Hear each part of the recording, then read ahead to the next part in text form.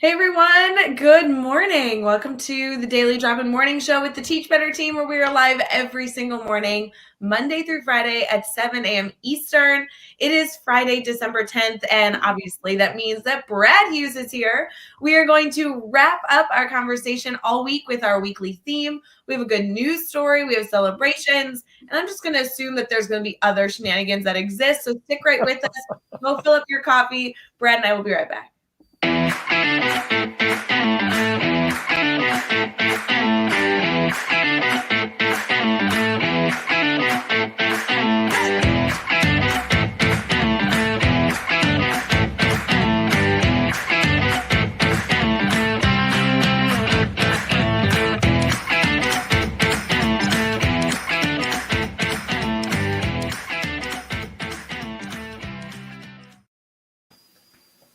Good morning, Brad. How are you, friend? Good morning, friend. I'm doing really well, really well. It's been a great week. We've got a great day ahead. We've got a great daily drop-in planned for everybody. So it's all coming together, Ray. The universe is aligning this Friday morning. I love when that happens. That's always a good feeling. We already have comments of people saying good morning. Good morning to Adam, who's commenting bright and early. I feel like this is going to be a good Friday. I just have like a feeling, you know what I'm saying? It's all about setting that intention. I saw something on a Facebook or Instagram post this morning that said, decide today is going to be a good day. I'm going to give that a try. I've already decided, set my intention. Today is going to be a great day. So I'd encourage anyone listening or watching, just set that intention. Just experiment with it. Just what could, what's the worst that could happen? Well, right. That's the mindset, right? If you Right. just decide, then you get to manifest this solution. I like this. I'm an advocate for it. I do say almost every day, I feel like on Daily Drop In, hey guys, this is going to be the best insert day here ever. And sometimes I'm worried people are going to think I'm fibbing to them, but truly, I mean it. Ray, I'm curious if you are.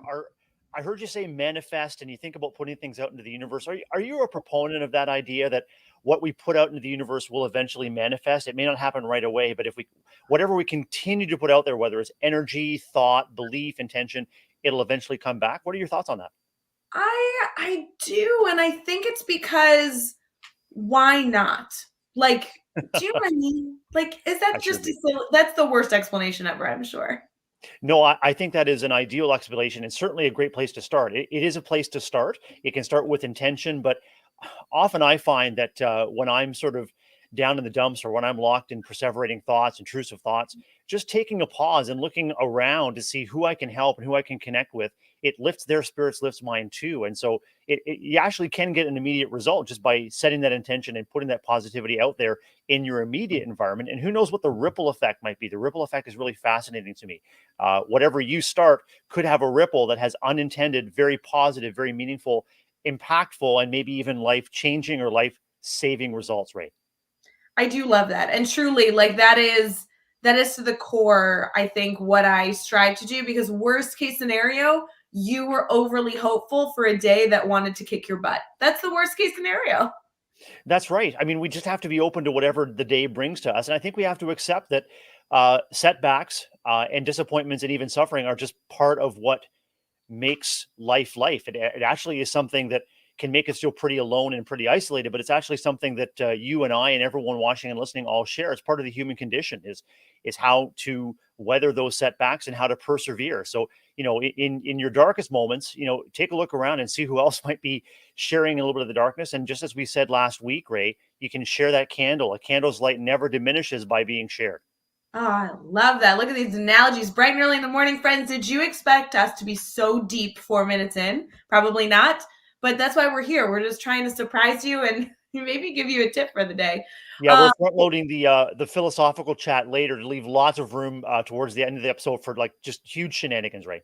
right. I think that's fair, guys. Like we have already delivered our insight for the day. We're 4 minutes in. So you just need to lower expectations for the rest of the Be the show. world's shortest daily drop in. Yeah, we're done. Good night, everyone. I will say, I feel like I didn't get a lot of sleep last night. So maybe maybe this is like 45 extra minutes. I can go back to bed and take a nap. Like, are you a fan of naps, Brad? Are you a Oh my nap? gosh, napping is my superpower, Ray. Dad jokes and naps; those are my superpower. I can sleep at any time in pretty much any location. It's a source of ends of constant delight and bewilderment of my family. And often at the end of a day, it's like dinner, dessert, sit, nap, and then I'm up. I'm ready to go again. And so sometimes I work late into the night after a nap, but it's one of my superpowers. How about you? Napping? Are you a fan?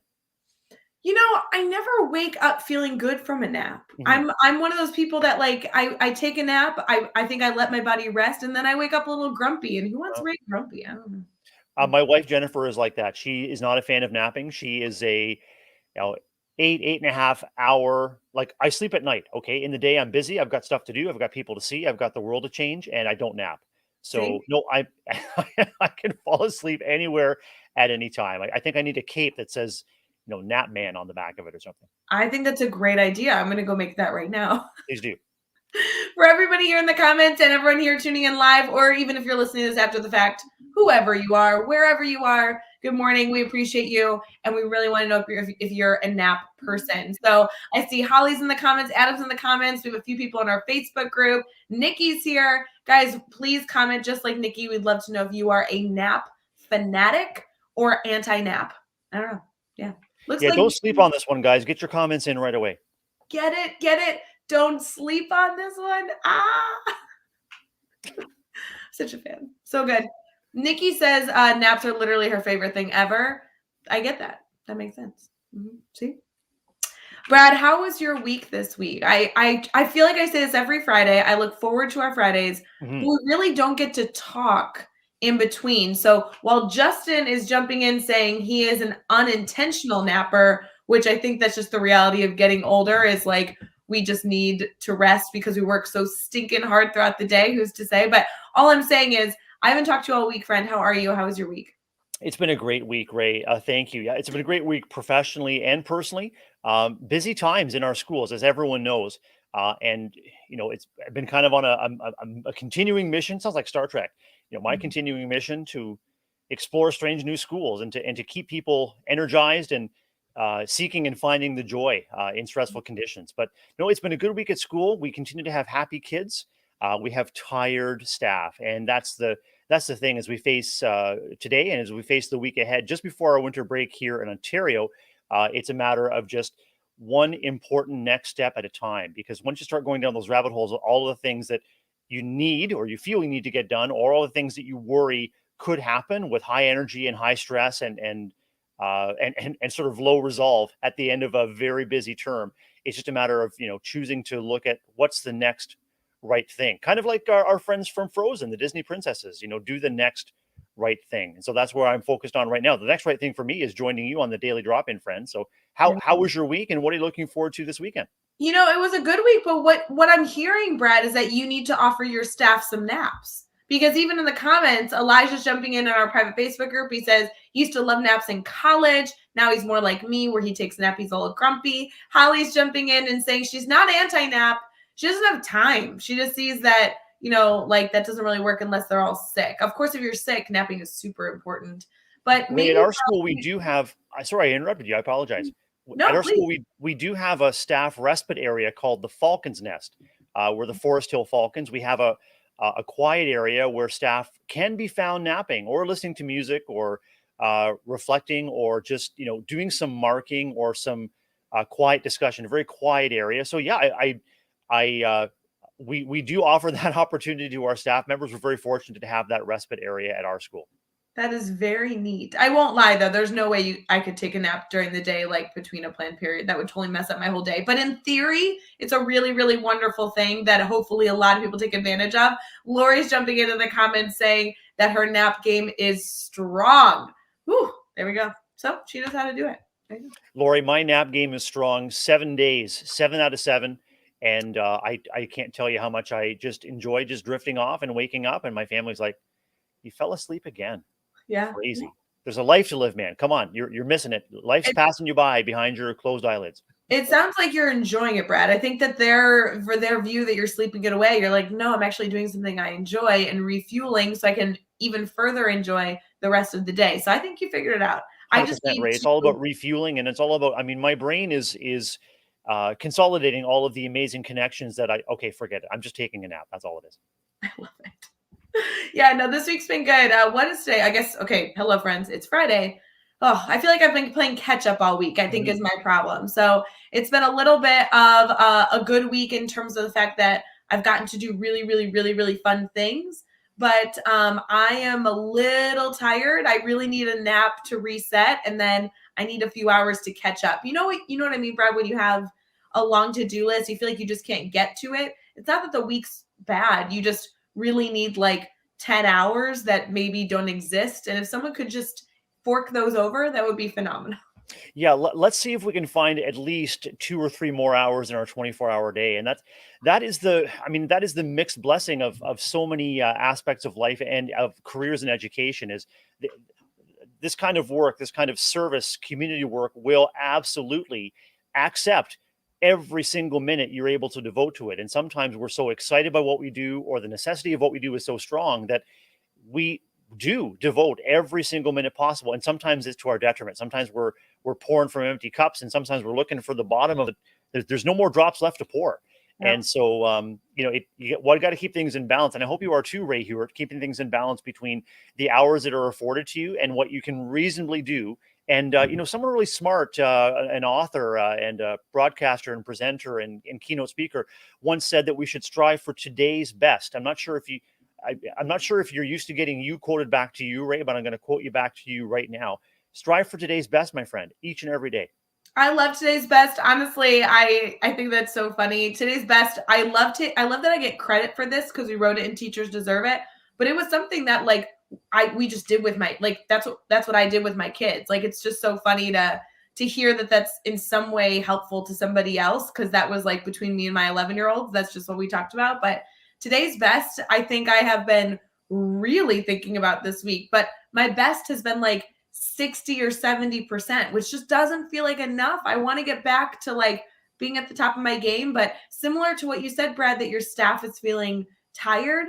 Today's best is all about acknowledging that you're tired, being okay that's just the reality of what is before you, and then just giving what you are able to give as whatever your best is in that moment. So I guess 60 is good. I just really would love to get back to a little bit of a higher number. We'll get there. We'll get there. Well, Andrea is here reminding us that educators are also parents and family members and also community members and volunteers. And again, when you are a giver, when you are service minded, when your love language is service, it's easy to get energized and excited about all of that, but it's also easy to get depleted quickly because you feel that tremendous sense of responsibility to every aspect of the groups, the families, the schools that you pour into. And so today's best, talk about the ripple effect, Ray. I mean, that concept of today's best has been meaningful and impactful for me personally.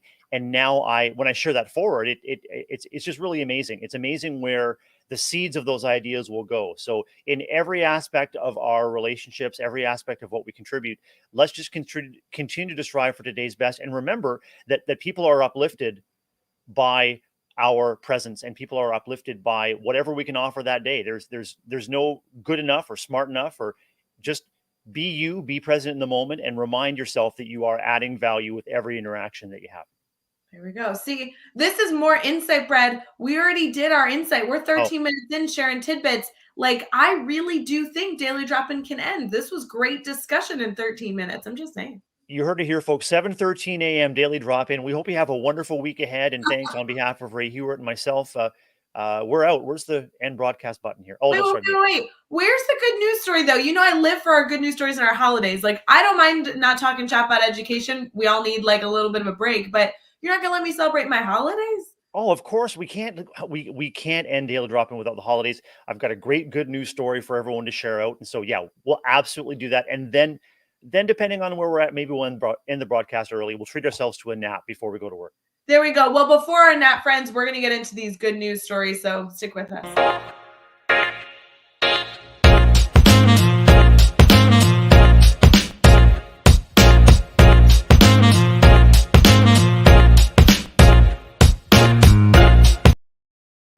Good morning, everyone. It is Friday, December 10th, and we are so appreciative that you're here. We have tried to share a ton of insight with you, but I will tell you begrudgingly, we got nothing left. So let's just get into some holidays, some good news. And, if we get into some good educational conversation, we do have a theme we need to wrap up. So we'll see. We're going to give you what we've got and go from there. Brad, there are a lot of holidays today, like a ton. but they are all very different. So I want to see which one you like the best. I am looking forward to weighing in on these holidays, Ray. Let's go for it. First of all, and I know it's a very early time right now to be able to ask you this, but are you a beer fan? Yes. And Never, never obviously, too early. yeah. Well, it is a little early. It's 7:15 Eastern AM. I think that it might be a little too early for a beer. I need to say, but today is National Lager Day. So a lager, for those of you who are interested in enjoying adult beverage, we can encourage that after school hours, either today or this weekend, to celebrate National Lager Day. That's always a good one. It's always interesting when you come across a holiday you didn't know was a holiday. I feel like National Lager Day I can kind of get on board with. This one is the world celebration of the Dewey Decimal System. What are your thoughts on that? I'm going to book it to find out more about the Dewey Decimal System because it really helps me to, locate and select books in my library very, very quickly. So I'm grateful to Dewey for helping me, find my nonfiction. Thank you, Dewey. Can I ask truly though, when was the last time you were in a library? Not counting the school library, that does not count. Probably 18 months ago or more, pre-pandemic. I do a lot of my library borrowing online through ebooks and audiobooks right now, but I do miss the library. It was a really big draw when I was kid and a teenager. Going downtown to our civic library and just finding a spot and doing all the things, doing all the research and connecting with all of the great resources. And yeah, it was important. See, there you go. That's good. It Yep. is a little bit easier to search on your phone or Kindle for a book versus using the Dewey Decimal System, but I understand how. I think that definitely deserves a celebration today as we all, appreciate the Dewey Decimal System. Ray, is there anything on there? What the Dewey Decimal System today? Is there anything on there about the Huey or Louie Decimal System? Because Huey and Louie are often underlooked and underappreciated as really pioneers in the decimal system, along with their brother Dewey. I want to meet somebody who's named Huey or Dewey or Louie. I mean, I know a Louie, I think. So I want to meet a Huey or a Dewey. I'm just saying. I don't have any friends named that. Yeah. We need it. Okay, this is the one I liked. This is International Animal Rights Day, and it's a picture of a gorgeous elephant. So I'm all about, animal rights. That's wonderful. International Animal Rights Day. There we go. It's also a Nobel Peace Prize Day. So for those of you who get to, join in with the excitement of the announcement of who wins the Nobel Prize, there you go. It's all there today. So it's a good day. Good things. Drink a beer. Celebrate animals. Go win something. This is good. When I reflect on National Lager Day, I just want to let everyone know I'll be celebrating later on, and I also want to let folks know that the Nobel Peace Prize Day today is.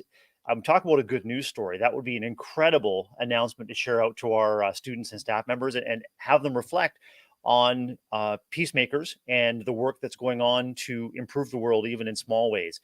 When we take a look at big events like a Nobel Peace Prize winner, it may seem to the average you or me that okay, I could never do that. But it's important to recognize that working for peace happens within our classrooms, within our homes and families and our communities, and it doesn't have to be a big act that the Nobel Prize awards you a medal for. It starts within yourself and working to love and care for yourself so you can love and care for others. So get started now.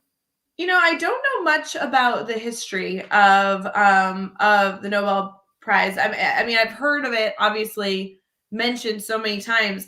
This would be something just as we're sharing with our friends as I'm skimming this holiday, as you guys know, on nationaltoday.com, and not only goes through the description of the holiday, regardless of how silly it is, it also goes through the timeline of where this came from, and then also ways to celebrate. It's interesting here. It says Nobel Prize Day falls on December 10th every year. It honors the achievement of Alfred Nobel, a Swedish engineer, chemist, entrepreneur, and philanthropist. We have all heard of the Nobel Peace Prize that recognizes outstanding achievements in various fields in art and sciences. The Nobel Prize Day is a tribute to the person who instituted the prize. I will tell you, though, I didn't realize this. He invented dynamite. And there's like a whole list of things that he was a huge leader in. It jokingly says in here he invented dynamite and then regretted it. I think it's like they're making some comedic element to some of the projects he was a part of, and then the repercussions of that. His career started by inventing dynamite, and then as his career continued, he became a huge advocate for peace and the arts and science and innovation. So there's a lot of interesting elements of here. It kind of goes through like how much money you win if you win the Nobel Peace Prize, and how are these people selected, and ways to celebrate really can just be the simplicity of looking at who has won in the past and celebrating the work that's being done in the world. So interesting. I don't know. I didn't know any of that. So it's super interesting. Taking a look at the luminaries, Ray, that have been recognized by the Nobel Committee and for all of those areas, it really is an incredible way to walk back history in terms of how people were responding to the needs of the day. It also gives us hope as educators that we hopefully can inspire the kids that we work with to work towards bettering the world. And as I just mentioned, it really begins with us. It begins with us working outward and radiating outward into the impact that we can make in our families, classrooms, schools, and communities. Schools reside within communities. It's important never to forget that. Our schools both reflect and can improve the communities that we serve. And there's an opportunity if we walk back through time to see how people recognized and responded to those needs that were emerging at different times. If only your good news article was about like award winning or good deeds. I mean, come on, Brad, this would have been a perfect transition. It sure would, but I can walk it back 2 steps when you talked about Animal Welfare Day. Was it Animal Welfare Day? It was Animal Rights Day. So yeah. Animal Rights Day. This is a good news story, Ray, about animals. And I'm calling this story Be Reef It or Not. Do you brief it? Do you want to go for a swim on this one with me? I would very much like to. Yes, I'm going to grab my scuba gear. Outstanding, outstanding. I'll just ask you to pay close attention to this article. Headline is Spectacular Coral Event This Year Spawns Hope and Billions of Babies for the Great Barrier Reef in Australia, right? Yes, I love this. I love anything in the ocean. So tell me more. Oceanographers enjoyed a burst of color and life flowing forth in the annual spawning of coral from the Great Barrier Reef. It takes place after the November full moon, and researchers witnessed a banner year that inspired hope for the revitalization of the world's coral reefs. The little baby coral offspring were floating in waves of vivid pink, purple, or blue, depending on the species. And apparently, this year, and according to the video that I'll post, this year's spawning of the coral was uniquely impressive. One of the observers said, "The party sure has started, and the corals are going off," said this observer. It's gratifying to see the reef give birth, a strong demonstration that its ecological functions are intact. And just concluding by saying the conditions were magical, with the water like glass and beautiful light coming from the full moon. A sure sign, Ray, that there is recovery underway and that the system is working. I'll post that link in our comments straight away.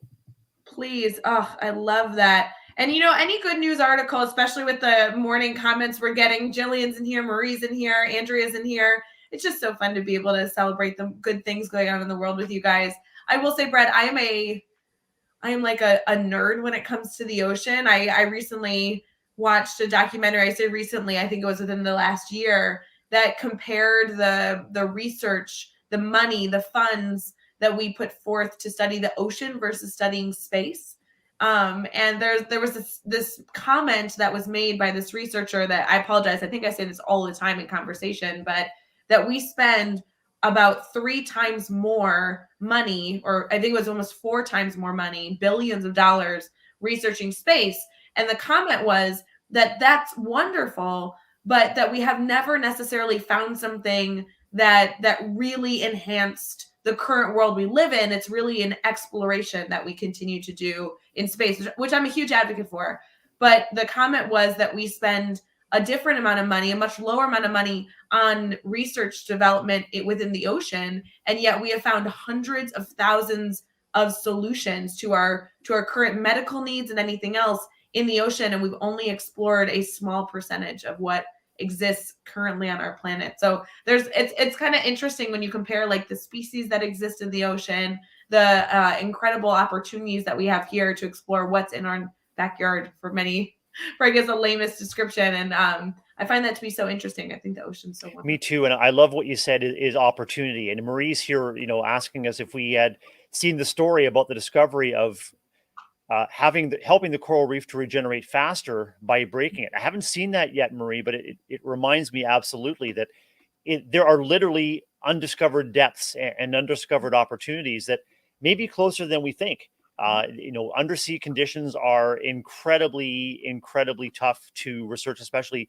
deep sea areas. Talk about, getting to the moon. How about getting to, miles underwater and seeing what's going on? So every time there's a new discovery in the sea, I think it is almost as incredible as if we had discovered extraterrestrial life. And there are so many discoveries that, we can't even fathom in terms of the ocean. So let's keep exploring. Let's explore above and below, Ray, and let's commit wholeheartedly to learning from what we do. I will say, Brad, this morning we have a lot of people interacting with the comments. Friends, we love that. Whether you are listening on your phone or computer and walking around getting ready for your day, or maybe you're being an active participant this morning, we appreciate you being here. I want to know how we all feel about scuba diving or snorkeling. I want to know in the comments, if you don't mind, give us just like a yes, I've been, or no, I've never been before. Brad, have you been snorkeling or scuba diving before? I love snorkeling. I've never been scuba diving, but I would love to learn. I'd love to get an opportunity to do a guided dive, or maybe even to get my my scuba certification. But I've never been. How about you? Have you done either? I have. No, I was very fortunate as a child. We were able to be around the ocean a lot, and so I've been snorkeling and scuba diving. But one of the funnest things I do have to recommend to all of you who may not want to go through the whole certification process that obviously goes into scuba diving, it's a very, very important process you have to go through before you just jump in and go make it happen, is snuba diving. Have you looked into this at all? I've not. Did you say snuba diving? Snuba, yes. If you have not heard of it, it's snorkeling and scuba diving, like in a hybrid form. You've never heard of this before? No, I tell me more. I'd love it. Okay, here's kind of the overarching concept. When you're snorkeling, you have a mask on and you have whatever that is, right? The snorkel itself. And you kind of have to stay at the top of the water. Or if you go underwater, you just have to make sure when you pop back up, you do a really big, like burst of air out of the snorkel to clear it out before you breathe again, which for those of you that have snorkeled, it's a fun strategy to be able to get closer to what you might be looking at and not necessarily have to stay at the top of the surface. For scuba diving, you're wearing all the gear. You have the tank on your back. And a lot of the management of why scuba diving is so challenging is because you have to carry this air tank with you, right? Mm-hmm. And then you can go deep into the ocean. When you're looking at snuba diving, which is so funny, you actually get to have the benefit of snorkeling where you're not carrying the air tank, but the benefit of scuba diving where you have the air mouthpiece. And actually there's a hose to a raft at the very top of the ocean, like at the very top that has the air tanks kind of floating in a raft. So you get to be very deep, but you don't have to necessarily manage your air intake or anything else because you're attached to a raft up above you. So you can go, I think, 30 to 60 feet below the water and kind of be attached by this air hose, which is kind of funny. That sounds fascinating. Snuba diving. A lot of our viewers are chiming in about their wishes and their hopes to get certified. Jeff Gargas would like to dive with sharks, which is pretty amazing. Jillian Dubois says, I just have a hard time just breathing through a snorkel alone. It reminds me, Ray, of the story about a dive team that created a fantastic dive, really unforgettable experience. They got back to the boat and said to the instructor, "Thanks for the memories." Brad, I love how lame you are. I just appreciate that about you. Yeah, thank you very much. It's another one of my superpowers. It really is a good superpower. Between being lame and napping, you have got it top notch right here, friend. We are going to transition here into our brainstorm bank. We're going to wrap up our theme for this week. Stick with us. And obviously, if you have any comments that you want to share, not only about the goofiness going on in our conversation, but anything that you might need some brainstorming support with, classroom behavior, instructional practices, I don't know, dog management, anything in between. We're here to help you out. So we'll be right back.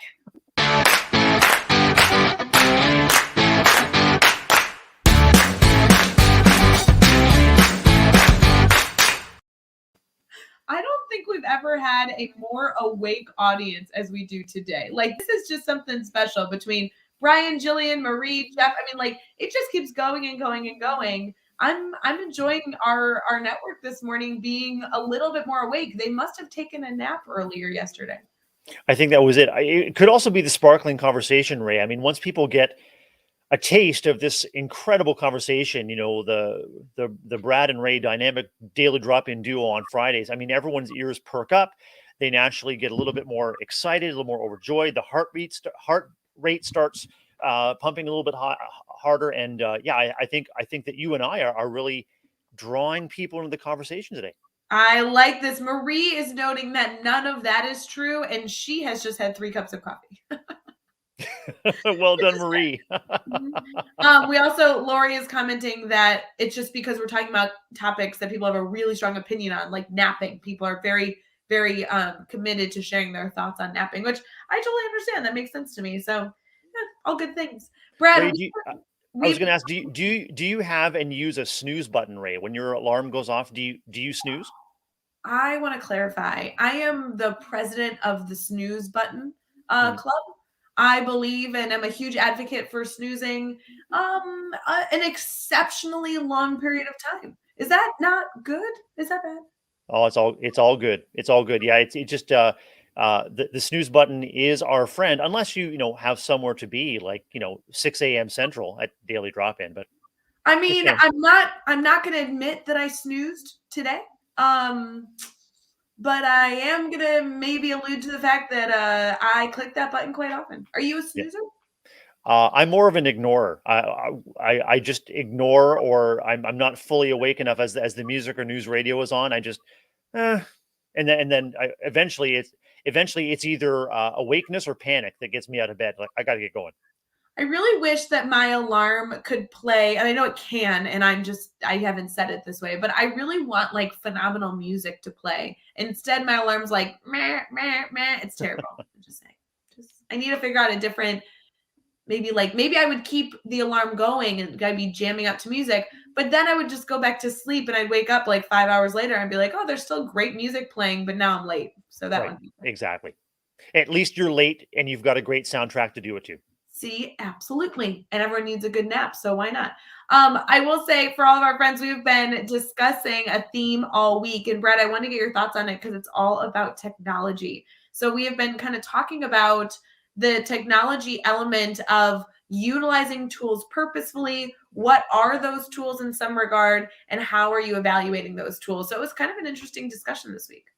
I loved how the discussion included all aspects of technology, Ray. I mean, technology as a use to draw or excite students, to hook them for learning, technology that accompanies them through the learning, technology that can be used both step by step in a linear process, but also allow students to veer off in different directions to expand their opportunities, and technology used to bring their learning together and share it out for authentic audiences. Really, really incredible and amazing educators in our daily drop-in space and in our Teach Better team space that are doing incredible things with technology, and they're transforming learning for kids, but they're also transforming their own practice by applying technology and seeking to understand how to use it better and better. So important. Brad, what's your feelings on technology? Do you have a go-to tool, a go-to resource that has really supported you in your success, not only obviously in your profession, but even in your personal life? Google Suite has been huge in my leadership path in terms of seeking, gathering lots of information, sharing information out. We are using Google Classroom as a professional learning hub with our staff this year. And so when we have professional learning, all of the resources, all of the documents, all of the videos go into that one location. By using Google Classroom as a professional learning hub, we're also trying to model how educators may wish to use Google Classroom in their own learning spaces. So Google Suite's been big. Of course, I mean, I can remember using a dial-up modem to access a bulletin board system when I was a young teen, and the growth of the internet, from dial-up to broadband to DSL to optical networks, has just been incredible. So the internet has been transformative, and personally and professionally, Ray, the technology we're using right now, Zoom, Google Meet, StreamYard, the opportunity to collaborate almost face to face.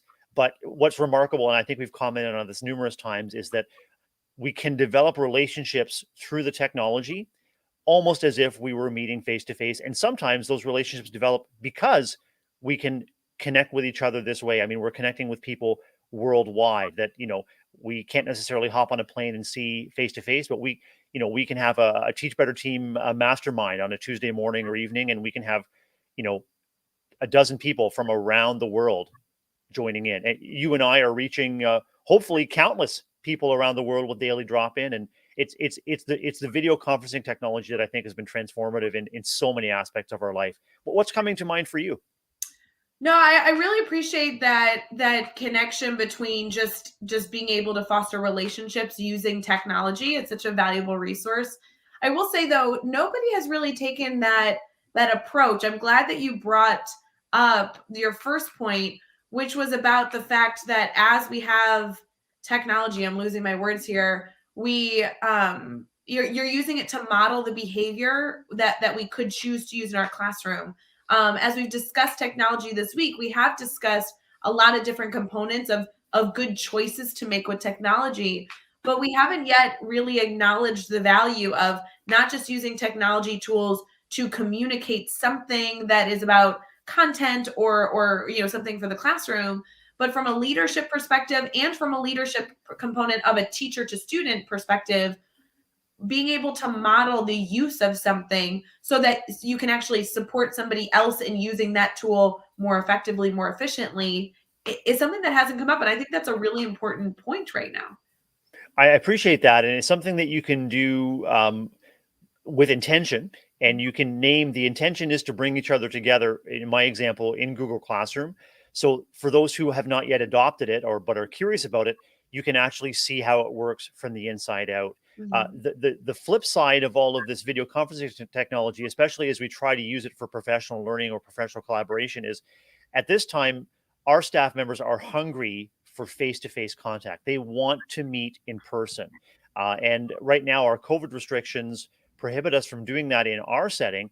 And so the flip side of that is people get video conferencing fatigue. It's we're having a staff meeting, but we're in the same building, but we're still tuning in with our monitors in our separate classrooms. And so there's a constant tension that I'm finding as a school leader between connecting through technology and countering that sense of displacement and discouragement when people are hungry for things to get back to normal. Well, and I get that. Like no one's saying that there is not a perfect option right now that's really working for everyone in every situation. But I do have to say, as we utilize video conferencing, as we utilize tools like Google Classroom, the ability to model how it can be used is a very interesting way of learning and teaching how a resource can be beneficial. And whether we're modeling that for staff or modeling it for students, I just think that allows us to be more successful, because when we can experience it as a learner, it makes it a different lens to look through when we actually utilize it, striving to be a teacher to whoever our audience is. So I think there's an element here as we've gone through our week reflecting on listening and using tech intentionally and everything in between, this concept of being able to model and share and experience whatever we're looking to do with our audience is very, it's very cool. It's powerful. When you said learner, Ray, my ears perked up, and I was reminded of somebody who's in our Teach Better network, Debbie Tannenbaum, Mhm. who's a tremendous tech leader and tech educator. And I was reminded of the cycle of excitement that happens when an educator becomes excited for, in Debbie's case, by the possibilities of technology. And by employing that, leveraging that, the students and her staff members that she supports see and feel that excitement, and they get excited too. And so you can generate a loop of excitement by learning. And it's for Debbie, I know it's been personally transformative. I'm excited to say that Debbie is going to be featured in the next edition of the Better News blog on the teachbetter.com blog page. And Debbie will also be featured in the next episode of Good News, Bad News podcast, also on the Teach Better Network. And what I find so inspiring about Debbie and about the educators that we were connecting with this week is not only the transformation that they're seeing in their colleagues' practice and the students' learning, but it has engendered a personal transformation where they've found knowledge, skills, and confidence that they didn't know they had before, and it's been through applying technology. And Debbie Tannenbaum is certainly among our guests, someone absolutely to get to know as well. She's so fun. I love Debbie. Always good to be able to talk shop with people on our network, and I love that she'll be featured not only in the blog but on the podcast as well. That's so exciting. Speaking of the people this week, we did also have some incredible Teach Better family members on Daily Drop-In this week. Should we recap a little bit? Absolutely. Yeah. All right, let's recap. Guys, you know this is our favorite ditty. So everyone take a deep breath in, get ready for the fun. Let's get jamming.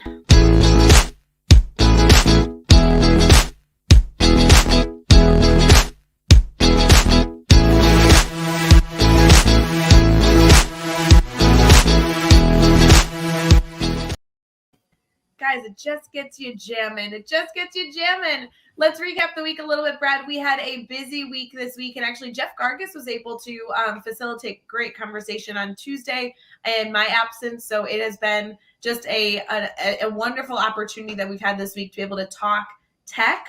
I will give a shout out. Obviously, Jeff and I were able to talk shop together on Monday, but on Tuesday, he was able to go live with, I think it was Liza was how you pronounce her name. And they had such a wonderful conversation. She was based in Illinois, so I really liked hearing her thoughts, her opinions, and then obviously we were able to talk tech, so she had great insight there. On Wednesday, I was able to go live with Hedrick, and Hedrick is an incredible friend of the Teach Better family. She's a part of just so many different things within our team and just has such a beautiful insight. And while she's an expert in so many things, she is a tech coach currently over in Texas. So it was cool to be able to hear her insight supporting educators in that space. Did you catch that episode, Brad? I sure did. And social justice, equality, anti-discrimination, that's how Hedrick is absolutely wired. And I love that she is leveraging technology to expand opportunities within communities, to take on those topics, courageously, and to be able to sit in the uncertainty and to make our way through it. And in everything we choose, whether it's a technology tool or a print resource, everything we choose is in service of improving lives for kids, right? And that's each and every child, and that's what really resonates with me as far as Hedrick. And I love how Hedrick can sort of reflect and balance on both her family experiences and her educational experiences to really. Anyway, she's an incredible individual and an incredible colleague. Yeah, if you guys are not connected to her, make sure you go do that. We were happy together on Wednesday to recommend one of Monica Burns' books. She has published so many different resources, but this one specifically she just sent me this week, which was extremely timely. It's called Ed Tech Essentials, the top 10 technology strategies for all learning environments. It has over 100 ed tech tools included, how they can be used, and just goes through so many different resources. This was published by ASCD just earlier this year, and it's always fun to be able to recommend a resource made by one of our family members, one of our friends over in the Teach Better family. So definitely go check out the robust opportunities that we have to interact with technology, not only via technology, but even just the books that exist out there to support educators. Kind of cool on Wednesday to be able to shout out Monica Burns. We also obviously continued that conversation on Thursday. Mike Lubefeld was able to join us. He is a superintendent here in Illinois as well. So we had an Illinois week almost. And he had so much insight. He's actually a superintendent over kind of near where I grew up. It was wonderful to be able to hear all the incredible things that he is doing over there, killing it as Mr. Superintendent and the North Shore of Chicago. But I really enjoyed our dialogue around the intentionality and listening. So that was a really good conversation for sure. I enjoyed the personal connections from growing up in Chicago that you and he were able to share as well. It's amazing. The technology for me that just brings us back. The technology is a way that we can get and stay connected. Technology doesn't have to be something that interferes with our personal stories. It can be something that enhances them. Well, and I'm seeing that even in Lori's comment here, using technology for reflection at the end of the day has made a huge change in her life. Lori, I love this moment because the technology is just supporting an end result that you want to see. Your goal is to be intentional with your reflection and how you go about that could be via pen and paper, could be other resources, or it could be technology. Brad, I know, just being an avid listener to your podcast, sometimes podcasting is a wonderful opportunity to reflection, and you're using technology, to make that come to fruition. So whether you're typing your reflection or doing it, in some sort of oral form, it's great to be able to be like reflect more intentionally with the use and support of a tech tool. The incredible thing about technology, and when you mentioned podcasting, I thought of Jackie Mion on our Teach Better family. Also thought of Che and Pav Yeah. here in Toronto, Ontario, and they're engaged in cycles not only of creation of podcasts, but involving students in the creation as well. That reminds me of that cycle of excitement that we were talking about. We get excited about podcasting. We can encourage our kids to be involved as creators. What we create and put out, we seek feedback. We receive the feedback. Is it working for people? Is it not? Is it as authentic as we want it to be? Is it as meaningful as we want? Is it impactful? And then we make changes to our creation. So these cycles of creation that are facilitated by and through technology can be tremendously powerful, especially when we draw in our students with intention to be co-creators and co-learners. Not, I'm the expert, you're the listener. I'm the broadcaster, you're the receiver. It's, we're creating all of this together, and there's so many tools that allow us to happen. It's just important to just start, take a step. I mean, circling back to the beginning of our conversation, do the next right thing, or the next best thing that is within your capacity, because you showed the technology guide behind you. There's an infinite number of resources and opportunities at your fingertips, and sometimes that can actually lead to overwhelm. If you take a look over your shoulder and see what teacher A or teacher B is doing in the classrooms next to you, you kind of feel, Well, maybe I don't have the capacity. Go ahead. that's why, Brad, if that's the case, if you're finding yourself overwhelmed as you're searching and finding the right resource for yourself, that's okay. Just go take a nap. Like, that just circles back 100%. perfectly in our conversation. Yeah, just set a Google timer and have Google wake you up, and then it's a technology infused nap. Perfect. And don't press snooze. Otherwise, you will turn out like me, and nobody wants that. So definitely Everybody wants that. Yeah, Everybody no, wants that. You heard it here. Press snooze as often as you need to, and you can approach the awesomeness level of Ray Heward. Guys, nobody has snoozed as terribly as I have snoozed. Don't snooze. Anyway, I will say, Brad, we are excited for next week to continue to foster conversation, not only about technology, but a lot of other things. We are focusing on the universal design for learning. So being able to not just differentiate, but really, really work to meet all students. We have a wonderful crew that is joining us live next week, which I know for many of our Teach Better family members is possibly the last week before they go on a winter break. We have a lot of different educators that will be traveling to see family over the next few weeks, hopefully in a very safe environment. And so we're going to go out with a bang, friends. It's going to be a wonderful week of learning. We do want to remind you that we are live and continue a daily drop-in all winter break long. We are not taking a break. So as you wake up early, hopefully not with an alarm, but just because your body feels ready for you to get started with the day, and you go grab your cup of coffee, but don't have anywhere to go, make sure to go over to your couch and enjoy Daily Drop-In, regardless of the day, Monday through Friday, as we can continue to welcome in the new year, which is very exciting. Next week, we have guests from all over. Chris is joining us. Chris Jag Isaiah is a new member of our family, so I'm excited to meet Chris.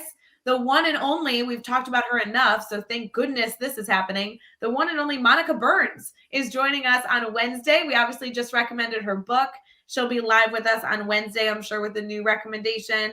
Also, the one and only Allison Epsy, Miss Serendipity. I actually talked about her last night, so she'll be joining us as well. And then, of course, we bookend with Jeff and Brad. So it's going to be an outstanding week. Universal design for learning, such a game-changing perspective. Once you embrace it, and once you see the opportunities to improve life for all kids by focusing on what is essential for some, it really is. It can just flip your perspective on education incredibly and irreversibly. Looking forward to digging into that topic with you next week, Ray. I'm passionate about it. I also, Brad, heard a rumor. I'm not trying to spread rumors. Love it. But I heard a rumor that next week, the Teach Better Academy will be growing by one more. And while there is technology that is in this course, it actually is for those people in our network who are pursuing a little bit of a side project, maybe to accompany Monica Burns in some of the writing that she has been able to do. So keep your eyes peeled for what might be new in Teach Better Academy later next week. That will be a fun little celebration. I'm intrigued, and I'll be sure to check it out. It'll be so good.